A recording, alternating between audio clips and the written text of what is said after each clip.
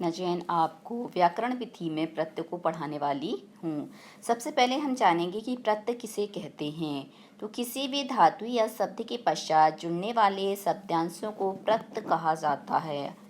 अर्थात किसी भी धातु या शब्द के बाद जो जोड़ने वाले शब्द के अंश होते हैं उन्हें हम क्या कहते हैं, प्रत्यय कहते हैं। धातु में जुड़ने वाले प्रत्ययों को कृत प्रत्यय कहते हैं। अब कृत प्रत्यय किसे कहते हैं, तो धातुओं में जुड़ने वाले जो प्रत्यय होते हैं उनको ही हम कृत प्रत्यय कहते हैं।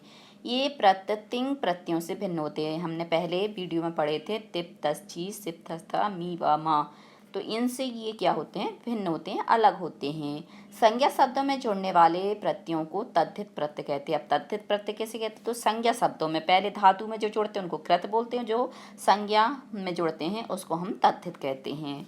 पुल्लिंग से स्त्रीलिंग बनाने के लिए शब्दों में प्रयुक्त होने वाले प्रत्ययों को स्त्री प्रत्यय कहते हैं। मतलब पुल्लिंग कोई शब्द है, उस शब्द को यदि हम स्त्रीलिंग बनाते हैं तो उसे हम क्या कहते हैं, स्त्री प्रत्यय कहते हैं।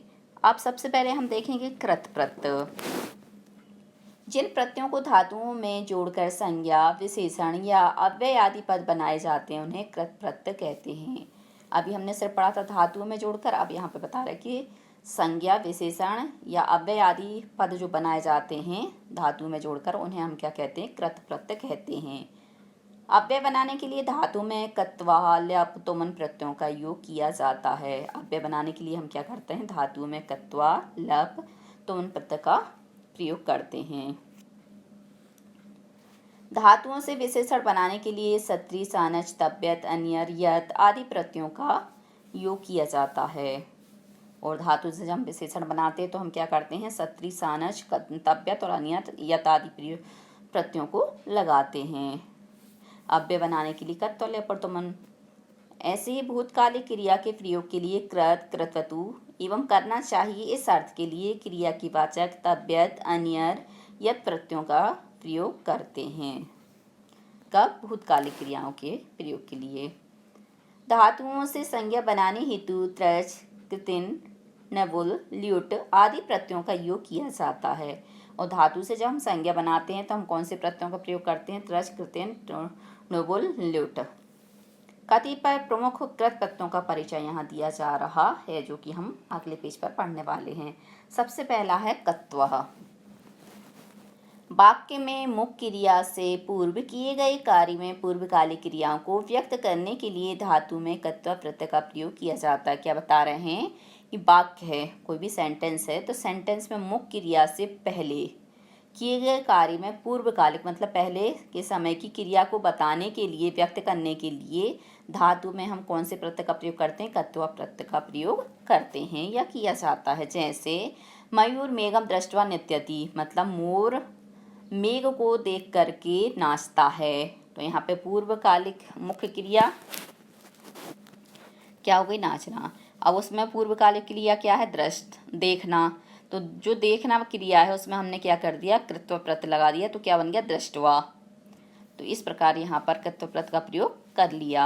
यहाँ दृष्टवा में दृष्ट धातु से कृत्व प्रत्यय का योग किया गया है। यहाँ क्रिया नर्तन क्रिया की पूर्वकालिक क्रिया है, मतलब जो नर्तन क्रिया है उसकी पहले की क्रिया है। उदाहरण के लिए बहुत सारे एग्जाम्पल यहाँ पर दिए जा रहे हैं, इनके माध्यम से हम समझ सकते हैं। और भी क्रीधन कत्वा, तो शब्द बनेगा आपका कृत्वा, इसका अर्थ होगा करके। इसका सेंटेंस है कार्यम कृत्वा गृहम गच्छ, मतलब कार्य को करके घर को जाओ। गम धन कत्वा, शब्द बना गत्वा, अर्थ हुआ जाकर। इसका सेंटेंस हुआ आपणम गत्वा फलम आन्य, मतलब दुकान को जा कर के, या फलम आने मतलब फल को लेकर आओ। नम धन कत्वा, नत्वा, नमन करके। सरस्वती देवी नत्वा पाठम पठ, सरस्वती देवी को नमस्कार करके पाठ को पढ़ो। पाधन कत्वा पीत्वा, अर्थात पीकर। दुग्धम पीत्वा शयनम कुरु, मतलब दूध को पी करके शयन करो, अर्थात सो जाओ। श्रोधन कत्वा श्रुत्वा, सुनकर। वार्ताम श्रुत्वा आगतो अस्मि, मतलब बातचीत को सुन करके आगतो अस्मि मतलब आया हूँ। दृष्टन कत्वा, अर्थात दृष्टवा, देखकर। वही दृष्टवा आगच्छामि, बाहर देख करके आता हूँ। हन धन कत्वा हत्वा, अर्थात मारकर। रामः रावणं हत्वा सीतां प्राप्नोत्। राम ने रावण को मार करके सीता को प्राप्त किया। प्रक्षधन कत्वा पृष्ठवा अर्थात पूछ कर। गुरुं पृष्ठवा आगच्छामि गुरु को पूछ करके आता हूँ। त्रजधन कत्वा त्यक्त्वा त्याग कर। सीतां वने त्यक्त्वा लक्ष्मणः आगतः। सीता को वन में छोड़ करके लक्ष्मण आ गया। स्पृहधन कत्वा स्पष्टवा अर्थात छूकर। मम मित्रम माम स्पष्टवा गता मेरा मित्र मुझे छूकर गया। ज्ञाधन कत्वा ज्ञात्वा अर्थात जानकर। परीक्षा फलम ज्ञात्वा सः अति प्रसन्नः अस्ति। परीक्षा के फल को जानकर के वह अति प्रसन्न है, जैसा कि आप लोग भी प्रसन्न होते हैं आपके परीक्षा फल को जान करके। पठधन कत्वा पठित्वा अर्थात पढ़कर। अहम पुस्तकम पठित्वा ज्ञानम प्राप्स्यामि मैं पुस्तक को पढ़ करके ज्ञान प्राप्त करता हूँ करूँगा। पतधन कत्वा पतित्वा अर्थात गिर कर। अश्व पतिता उत्थितः घोड़ा गिर करके उठा। अश्व मतलब घोड़ा, पतित्वा अर्थात गिर कर, उत्थित मतलब उठा। पूजधन कत्वा पूजित्वा अर्थात पूज कर। देवीं पूजित्वा मेलापकम गमिष्यामि देवी को पूज करके मेला को जाऊंगा। कत्वा प्रत्यांत शब्दों का भी अव्यय के रूप में प्रयोग होता है, क्योंकि ये अव्यय होते हैं, इनके रूप में परिवर्तन नहीं होता है। जैसे अव्यय बदलते नहीं, हमने पहले वीडियो में अव्यय के बारे में पढ़ा था। मतलब ना व्ययति अव्यय मतलब जो बदलते नहीं है, ज्यों के त्यों होते हैं। किसी भी लिंग में, विभक्ति में, वचन में वे अव्यय कहलाते हैं। तो ये भी क्या है, जो कत्वा प्रत्यय जहाँ पर लग जाता है ये भी बदलते नहीं है, तो इनका प्रयोग अव्यय की तरह ही होता है। अब आते हैं लप प्रत्यय पर। लप प्रत्यय पूर्वकालिक क्रियाओं के अर्थ में लप प्रत्यय का भी प्रयोग होता है। जहाँ पर धातु से पूर्व कोई उपसर्ग लगा होता है वहाँ कत्वा के स्थान पर लप प्रत्यय का प्रयोग किया जाता है। अर्थात यहाँ पे बता रहे हैं कि पूर्वकालिक क्रिया के अर्थ में, जैसे हमने पहले पढ़ा था कि वाक्य में क्रिया से पूर्व किए गए कार्य में पूर्वकालिक क्रिया को बताने के लिए, ऐसी पूर्वकालिक क्रिया के अर्थ में लप प्रत्यय का प्रयोग किया जाता है। जहाँ पर धातु से पहले कोई उपसर्ग लगा होता है और उसमें क्या विशेषता रहेगी, अब इसमें ये विशेषता रहेगी कि धातु से पहले उसमें कोई ना कोई उपसर्ग लगा होगा। वहाँ पर हम कत्वा प्रत्यय न लगा करके उपसर्ग लगे होने के कारण हम लप प्रत्यय का प्रयोग करेंगे। लप प्रत्यांत शब्द भी अव्यय के रूप में ही प्रयोग किए जाते हैं, अर्थात वो भी बदलते नहीं हैं, तो इनका प्रयोग भी हम अव्यय की तरह ही करते हैं, इनके रूप में परिवर्तन नहीं होता है। अब हम देखते हैं कि लप प्रत्यय में उपसर्ग धातु से पहले कैसे लगा होता है और लास्ट में लप प्रत्यय कैसे मिलेगा हमें। उदाहरण के लिए देखिए, प्र उपसर्ग हो गया, नम धातु हो गई, लप प्रत्यय हो गया और आपका शब्द बन गया प्रणम्य। तो इसका अर्थ हो जाएगा प्रणाम करके। तो गुरुम प्रणम सहा पढ़ती, गुरु को प्रणाम करके वह पढ़ता है। वि धन ज्ञा धन लप तो हो गया विज्ञाय, वी उपसर्ग ज्ञा धातु लप प्रत्यय। इसका अर्थ हुआ जानकर। वार्ताम विज्ञाय तुम आगच्छ, बातचीत को जानकर कि तुम आ गए। आ धन गम धन लप तो आ उपसर्ग गम धातु लप प्रत्यय। शब्द आपका बना आगत, इसका अर्थ हुआ आकर। गृहात आगत सहा पाटलिपुत्रम गतवान, घर से आकर के वह पाटलिपुत्र को गया। आधन लाधन दाधन लप तो आ उपसर्ग दा धातु लप प्रत्यय तो बन गया आदाय और इसका अर्थ हुआ लाकर। किम आदाय सहा समायातः, क्या लेकर के वह आया। बी धन इसमें धन लप तो बी उपसर्ग इसमें धातु लप प्रत्यय, शब्द बना आपका विस्मृत और अर्थ हुआ भूल कर। पाठम विस्मृत सहा किम कर्तव्य विमूढ़ा अभवत्, पाठ को भूल करके वह किम कर्तव्य विमूढ़ हो गया या हुआ। बी धन जी धन लप, वी उपसर्ग जी धातु लप प्रत्यय, आपका शब्द बना विजित, इसका अर्थ हुआ जीत कर। शत्रुं विजित्य राजा प्रसन्न अभवत्, शत्रुओं को जीत कर राजा प्रसन्न हुआ। उत धन डी धन लप उत धातु उक्त उपसर्ग डी धातु लप प्रत्यय, शब्द बना उड्डीय अर्थात उड़कर। खगा उड्डीय प्रसन्ना भवंती, पक्षी उड़कर प्रसन्न होते हैं। आधन नी धन लप आ उपसर्ग नी धातु लप प्रत्यय तो शब्द बना आनीय, अर्थ हुआ लाकर। शिष्य शुल्कम आनीय गुरुवः दत्तवान, शिष्य ने शुल्क को ला करके गुरु के लिए दिया। उपधन क्री धन लप उप उपसर्ग क्री धातु लप प्रत्यय शब्द बना उपकृत अर्थ हुआ उपकार करके। सज्जनः उपकृत विस्मरन्ति सज्जन उपकार करके भूल जाते हैं। प्रधन आप धन लप प्र उपसर्ग आप धातु लप प्रत्यय शब्द हुआ प्राप्त अर्थ हुआ प्राप्त करके। छात्र परीक्षा फलम प्राप्त प्रसन्न जाता छात्र परीक्षा फल को प्राप्त करके प्रसन्न हुए। प्रधन दाधन लप तो शब्द बना प्रदाय और अर्थ हुआ देकर। निर्धनेभ्य धनम प्रदाय धनिकः गतः निर्धनों को धन दे करके या निर्धनों के लिए धन दे करके धनिक गया। सम धन स्पृह धन लप शब्द बना सम स्पर्श अर्थ हुआ स्पर्श करके। पितु चरणम समस्पर्श शाह आशीर्वादम प्राप्तवान पिता के चरणों को छू करके या स्पर्श करके उसने आशीर्वाद को प्राप्त किया। उत्धन त्रिधन लप उत उपसर्ग त्रिधातु लप प्रत्यय तो हो गया उत्तीर्य उत्तीर्ण करके अर्थ हुआ। दशम कक्षाम उत्तीर्य सह उच्च विद्यालय प्रवेशम अलभत मतलब 10वीं कक्षा को पास करके उत्तीर्ण करके अर्थात पास करके उसने उच्च विद्यालय में प्रवेश लिया। अब आते हैं तुमुन। तुमुन में क्या है तुम शेष रहता है ये निमित्तार्थक होता है निमित्त के लिए किसी हेतु के लिए कारण के लिए होता है और इसका अर्थ होता के लिए अर्थात क्रिया को करने के लिए। इस अर्थ में धातु के साथ तुमन प्रत्यय लगता है। जब हम क्रिया को करते हैं तो हम किसका प्रयोग करते हैं तुमन प्रत्यय का प्रयोग करते हैं के लिए के अर्थ में। जब दो क्रियापदों का कर्ता एक होता है मतलब दो क्रियापद हैं उनका कर्ता कौन होगा एक होगा तथा एक क्रिया दूसरी क्रिया का प्रयोजन या निमित्त होगी और एक क्रिया क्या है दूसरी क्रिया की या तो प्रयोजन होगी या उसका निमित्त होगी कारण होगी।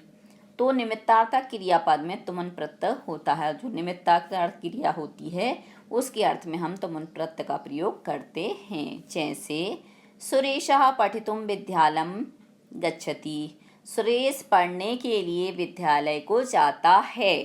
अब यहाँ पे कर्ता एक ही है सुरेश है क्रिया कितनी है दो हैं पढ़ना और जाना।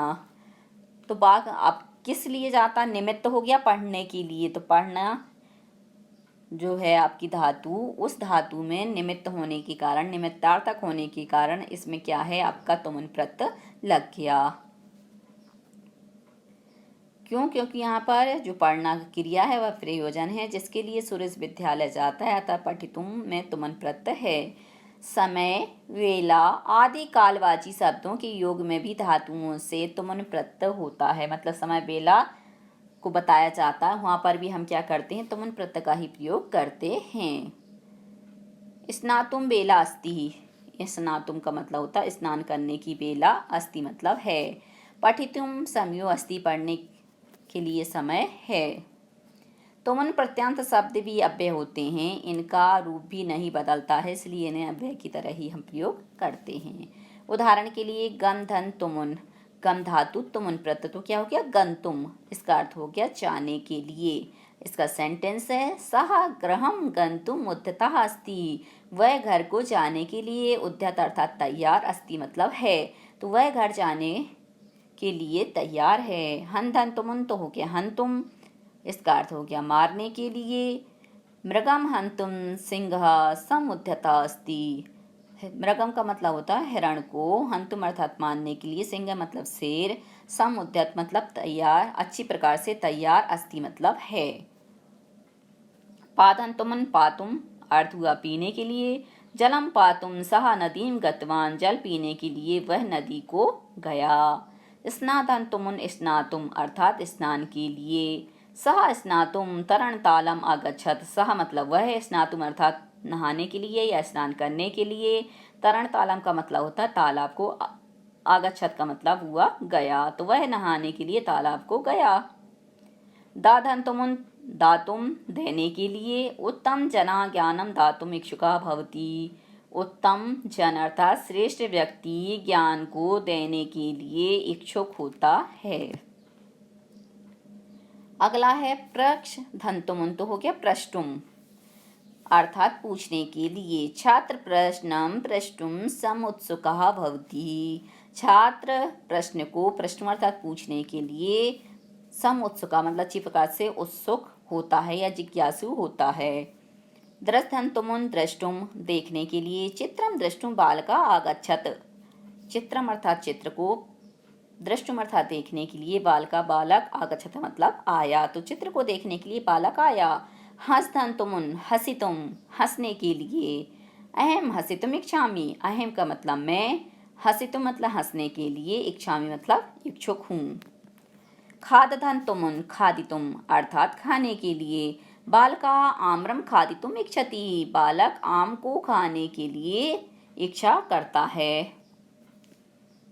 क्रीडन्तुमुन क्रीडितुम अर्थात खेलने के लिए, शिशु कंदुकेन क्रीडितुम इच्छति, शिशु अर्थात बालक, कंदुकेन का मतलब होता है गेंद से, क्रीडितुम अर्थात खेलने के लिए, इच्छति मतलब इच्छा करता है, तो बालक गेंद से खेलने के लिए इच्छा करता है। भाषन्तुमुन भाषितुम अर्थात भाषण के लिए, सः भाषितुम उत्थितः वह बोलने के लिए उठा। जीवन्तुमुन जीवितुम जीने के लिए, सर्वे जीतुम अभिलषन्ति सभी जीने की इच्छा करते हैं।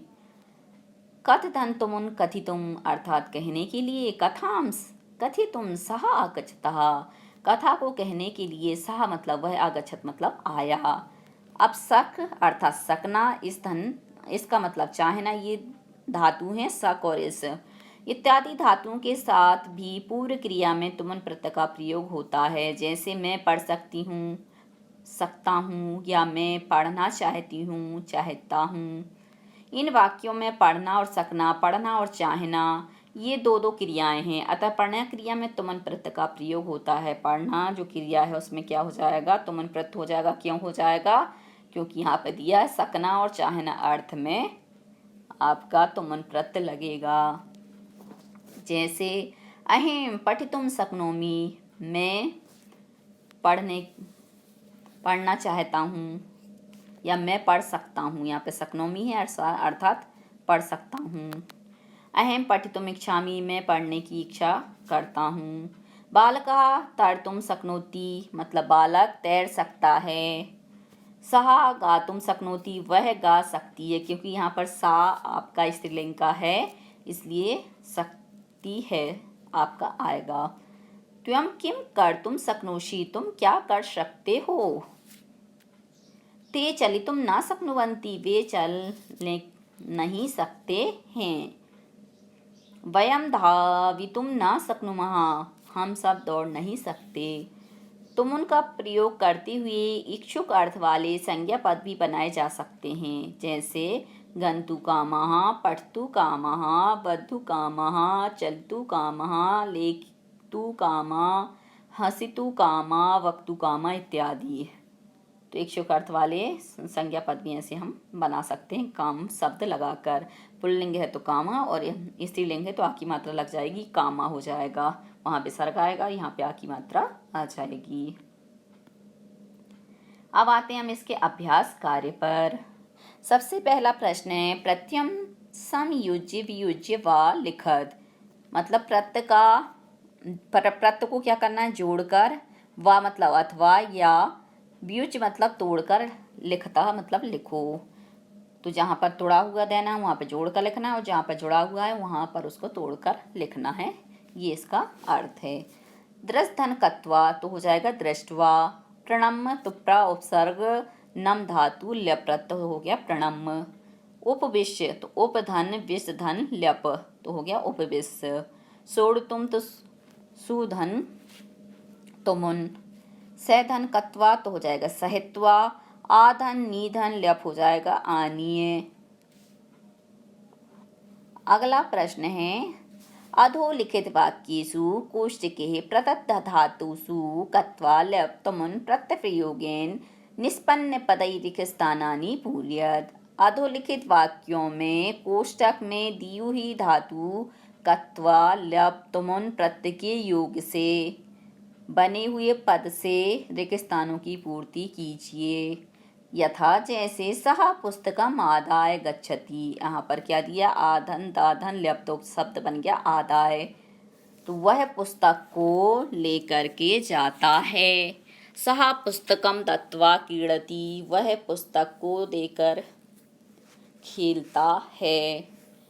अब हमें यहाँ पर क्या है, जो अलग अलग शब्दों में दिया है आ धन नी धन ल्या, तो उसको जोड़कर बनाना है। जो शब्द बनेगा उनको हमें क्या करना, कोष्टक में भरना है, जैसे हमने पहले भरा। देखिए रामः कंदुकम, तो हो जाएगा आनीय क्रीडति, मतलब राम गेंद को ला करके खेलता है। श्यामः कंदुकम निधन कत्वा, तो हो जाएगा नीत्वा गच्छति, अर्थात जाता है। तो श्याम गेंद को लेकर जाता है। रामः कंदुकम ग्रहधन तुमन का हो जाएगा ग्रहीतुम श्यामम अनुधावती, राम गेंद को लेकर के श्याम के पीछे दौड़ता है। अनु का मतलब होता पीछे, धावती मतलब होता दौड़ना। श्यामा खालिस्तान बी धन हस धन ल्यप, तो हो जाएगा बेहस कंदुकम ददाती, मतलब श्याम ने हंस करके गेंद को देता है, श्याम हंस करके गेंद को देता है। रामः कंदुकम प्राधन आप धन ल्यप का हो जाएगा प्राप्य, तो रामा कंदुकम प्राप्य पुनः प्रसन्न भवति, राम गेंद को पा करके दोबारा प्रसन्न होता है। अगला प्रश्न है उदाहरणम अनुसृत स्थूल पदेषु धातुन प्रत्ययान च वियोज्य लिखत, उदाहरण का अनुसरण करके स्थूल पदों में धातु और प्रत्यय को, चा का मतलब होता है प्रत्यय को, वियोज्य मतलब जोड़कर लिखत अर्थात लिखो। वियोज्य का मतलब अलग करके, संयोज्य का मतलब होता है जोड़कर, तो वियोज्य मतलब अलग करके लिखो। बालकः गुरुं नत्वा गच्छति, मतलब बालक ने गुरु को नमस्कार करके जाता है, तो बालक क्या करता है, गुरु को नमस्कार करके जाता है। तो नम धन कत्ता हो जाएगा नत्वा का। ऐसी आगत्य का हो जाएगा आ धन गम धन ल्यप, सह अत्र आगत पढ़ती, वह यहाँ आकर के पढ़ता है। त्वं कुत्र गत्वा क्रीडसि, तो तुम कहाँ जाकर खेलती हो, तो यहाँ पे गम धन कत्वा हो जाएगा गत्वा का। बालका विहस्य वदति, बालक हंसकर बोलता है, तो बी धन हस धन ल्यप। त्वं पुस्तकम क्रेतुम गच्छसि, तुम पुस्तक खरीदने के लिए जाते हो, तो क्रेतुम का हो जाएगा क्रीधन तुमुन। छात्रः पठितुम विद्यालयम गच्छति, छात्र पढ़ने के लिए विद्यालय को जाता है, तो पठितुम में का हो जाएगा पठधन तुमुन। नायिका निर्देशकम द्रष्टुम गच्छति, नायक निर्देशक को देखने के लिए जाता है, तो द्रष्टुम का हो जाएगा द्रस्थन तुमुन। अगला प्रश्न है कृत्वा प्रत्यय से प्रयोगेण वाक्यानि संयोजत, कृत्वा प्रत्यय के प्रयोग से वाक्य का निर्माण कीजिए या वाक्य को बनाइए। बालिका उद्यानम गच्छति तत्र क्रीडिष्यति, अब यहाँ पर गच्छति हमने देखा था कि जो पूर्वकालिक क्रिया होती है उसमें हम क्या करते हैं, कृत्वा प्रत्यय का प्रयोग करते हैं। तो यहाँ पर गच्छति क्रिया भी है और क्रीडिष्यति भी है, तो पूर्वकालिक जो क्रिया है गच्छति, उसमें हम कृत्वा प्रत्यय का प्रयोग करेंगे, तो क्या बन जाएगा गत्वा। तो बालिका उद्यानम गत्वा तत्र क्रीडति, मतलब बालिका बगीचों को जा कर के वहाँ खेलती है या खेलेगी, क्रीडिष्यति है। बालिका उद्यानम गत्वा तत्र क्रीडिष्यति। अहम विद्यालयम गच्छामि अहम पठिष्यामि, तो यहाँ पे हो जाएगा मैं विद्यालय को जाता हूँ, मैं पढ़ूंगा। तो अब यहाँ पर क्या हो जाएगा, गमिष्यामि में गत्वा हो जाएगा, तो अहम विद्यालयम गत्वा पठिष्यामि। सीता पुस्तकम पढ़ती सा ज्ञानम प्रापिष्यति, मतलब सीता पुस्तक को पढ़ती है, वह ज्ञान को प्राप्त करेगी। तो यहाँ पे हम कर देंगे सीता पुस्तकम पठित्वा ज्ञानम प्रापिष्यति, मतलब सीता पुस्तक को पढ़ करके ज्ञान को प्राप्त करेगी। सह आपणम गच्छति सह पुस्तकम क्रीडिष्यति, वह दुकान को जाता है, वह पुस्तक को खरीदता है। तो सह आपणम गत्वा, वह विद्यालय को जाकर के पुस्तकम क्रीडिष्यति, पुस्तक को खरीदता है या खरीदेगा, ऐसा भी हम कर सकते हैं। रमेशः पुस्तकालयम आगच्छत सह समाचार पत्रम पढ़ती, मतलब रमेश पुस्तकालय गया, पुस्तकालय को गया और वहाँ पर क्या है, उसने समाचार को पढ़ता है, तो यहाँ पे हम कर देंगे आगत्वा। तो रमेशः पुस्तकालयम आगत्वा सह समाचार पत्रम पठति, मतलब रमेश पुस्तकालय से आकर के समाचार पत्र को पढ़ता है। देवदत्तः पाठशालाम आगच्छत सा भोजनम करोति, देवदत्त पाकशाला से आकर आया और उसने वह भोजन करता है, तो यहाँ पे हम कर देंगे आगत्वा। तो देवदत्त पाकशालाम आगत्वा भोजनम करोति। देवदत्त पाकशाला से आकर के भोजन को करता है। अगला प्रश्न है तुमुन प्रत्यय से योगेन वाक्यानि संयोज्यत। तुमुन प्रत्यय के योग से वाक्य की संयोजना कीजिए अर्थात वाक्यों को बनाइए। अभी हमने कत्वा का किया था, अब हम किसका करेंगे? तुमुन प्रत्यय का प्रयोग करेंगे वाक्यों के अंतर्गत। बालिका क्रीडिष्यति सह उद्यानं गच्छति। बालिका क्रीडितुम् उद्यानं गच्छति। बालिका खेलने के लिए उद्यान को जाती है। अहम पठिष्यामि अहम पुस्तकं क्रीणामि। तो यहाँ पर पठिष्यामि की जगह पठितुम्, तो मैं पुस्तक पढ़ने के लिए पुस्तक खरीदता हूँ। बालिका परीक्षायाम् उत्तमानि अंकानि प्रापिष्यति सह परिश्रमेण पठति। तो यहाँ पे हो जाएगा प्रापितुम्। तो बालिका परीक्षायाम उत्तम अंकानि मतलब श्रेष्ठ अंक प्राप्त करने के लिए परिश्रम से पढ़ती है। निशा क्रीडिष्यति सह आपणात् कन्दुकम् आनयति। तो क्रीडिष्यति की जगह हम लिख देंगे क्रीडितुम्। तो निशा खेलने के लिए बाजार से गेंद लेकर आती है या गेंद लेकर आई। माता भोजनम पचति सह शाकम् आनयत्। तो यहाँ पर पचती की जगह पचितुम। तो माता भोजन पकाने के लिए सब्जी को लेकर आई। आचार्य पाठ्यति सह कक्षाम आगच्छत। तो यहाँ पे पाठ्यति की जगह पाठितुम। तो आचार्य पाठितुम सह कक्षाम आगच्छत मतलब आचार्य पढ़ाने के लिए कक्षा में आ गए। तो बच्चों आज के लिए सिर्फ इतना ही। यदि आपको हमारा ये वीडियो पसंद आया है तो लाइक कीजिए, शेयर कीजिए, सब्सक्राइब कीजिए तथा कृत प्रत्यय से संबंधित कोई भी प्रश्न है तो नीचे कमेंट्स में पूछ लीजिए। धन्यवाद।